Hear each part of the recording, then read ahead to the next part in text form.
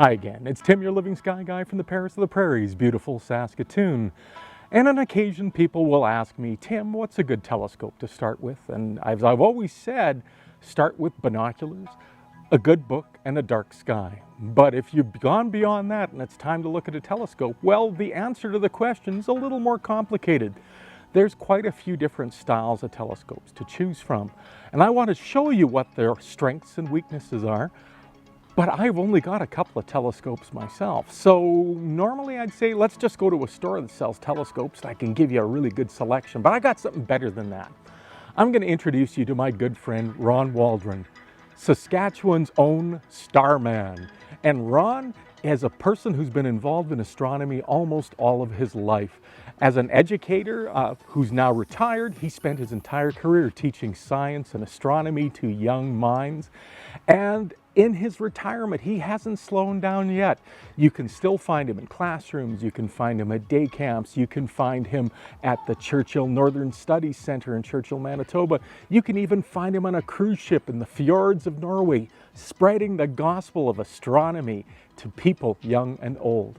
And on top of all that, he's got an amazing telescope collection. So let's hop in the car, go for a ride, and let me introduce you to Saskatchewan's own Star Man.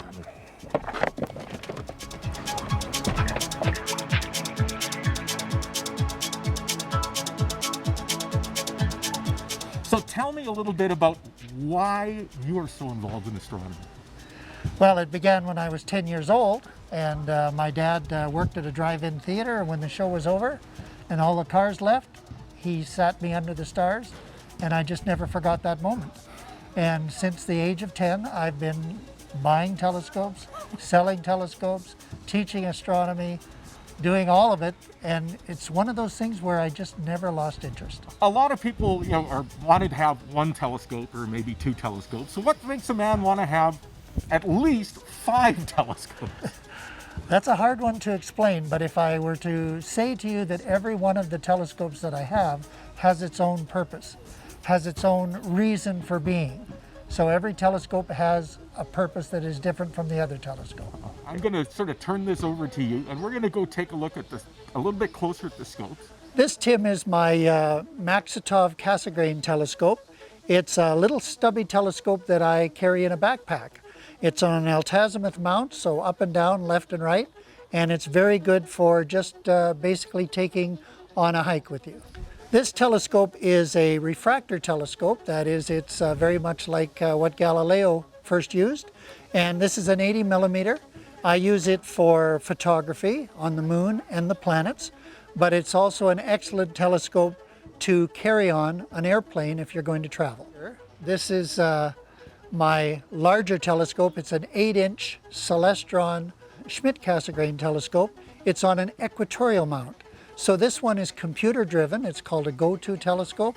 It'll find literally anything in the sky that I want, and it's also very good for photography. This telescope is my 10-inch Dobsonian telescope, and it is what I call my public viewing telescope. So if I'm going into classrooms or if I'm doing star nights out at school camps, this is the telescope that I take, and it never fails to impress, and it travels and sets up very quickly and easily. And this, Tim, is my telescope. This is my 12.5-inch Dob, and it is just for my personal use. I take it to star parties, and when I really want to peer deeply into space, this is the telescope of choice. Well, once you make the switch to a telescope from, let's say, a pair of binoculars, I would suggest a Dobsonian telescope. Anything around a 6-inch or an 8-inch is an excellent starter scope for young people or even for an adult just starting out in the hobby. It forces you to learn the sky, and it's easy to set up and easy to point. I seldom go over 100 power anytime. So on the planets, you might want to try, 150, 200 if the night's really clear. But generally speaking, my eyepiece of choice is one that gives me around 100 times. In my memory, it's under 10, but it's really close to 10. And I still remember my very first telescope. I bought it at Waskesiu Lake at the age of 10. Cost me $3.75, and it got me to where I am today. I kind of wish I still had that telescope, but I used it so much it fell apart in my hands.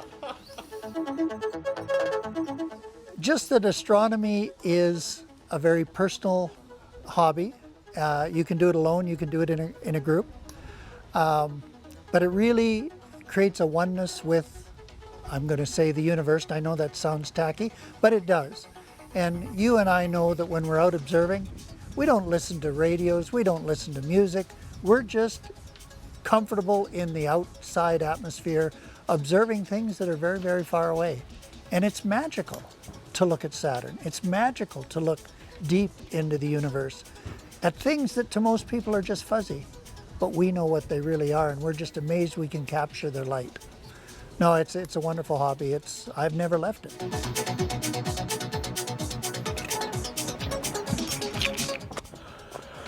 So there you have it, folks. I hope that answers some questions for you. I want to thank you, Ron, for spending the time and giving us a little bit more education. And I hope this helps you when you're going out there to decide on the first scope that you're going to buy, and the second, and the third, and the fourth, etc. If you want to continue on this voyage of discovery with me, please click on the subscribe button. And you can also follow my personal exploits on YouTube, Instagram, Twitter, and Facebook. Just search for Living Sky Guy. Clear skies, everyone. And last question, you don't have to answer this one if you don't want to. Is your wife a saint? Yes, she is. Am I being filmed? She'd have to be. I like to say I married well, but that's because I did.